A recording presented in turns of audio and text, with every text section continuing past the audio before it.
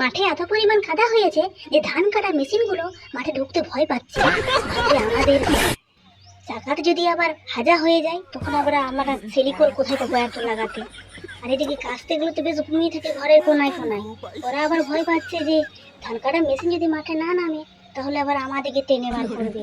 আমরা তো বেশ ভালোই আছি, আমাদেরকে এখন কোনো প্রয়োজনে হয় না চাষিদের, তারা আমরা ধান কাটা মেশিন দিয়ে ধান কাটে। কিন্তু কাস্তের তো ভালোই হলো, ধান কাটা মেশিন অবশেষে মাঠে নেমে পড়েছে, ধান কাটা প্রায় শেষের দিকে। আর এত পরিমাণ কাদা হয়েছে সত্যি কথাই বলতে কাদা তো হবারই কথা, তো মাঠ মনে হচ্ছে না। তো এত পরিমাণ বৃষ্টি আর ঝড় জল হয়েছে, যখন থেকে ধান লাগানো হয়েছিল তখন থেকে কিন্তু জল জল বৃষ্টি কিছুই হয়নি।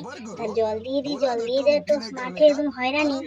যেই ধান পেকে গেল আর জল দেওয়ার কোনো প্রয়োজন নেই, আর সেই নামলো বৃষ্টি অঝরে মেঘের থেকে, একদম ধানকে শুইয়ে দিল ঝড় দিয়ে। এই নে তোরা শুইয়ে রেস্ট কর, বেশ তো অনেকদিন ধরে দাঁড়িয়ে আছিস, জল নিচ্ছিস সেচের থেকে, এবার আমার জল নিয়ে তোরা ঘুমা। বাস শুরু হয়ে গেল ধান পোড়া।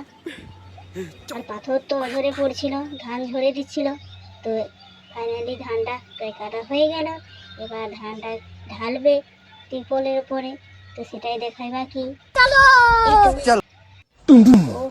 ধান নয় মনে হচ্ছে যেন একেবারে খাঁটি সোনা।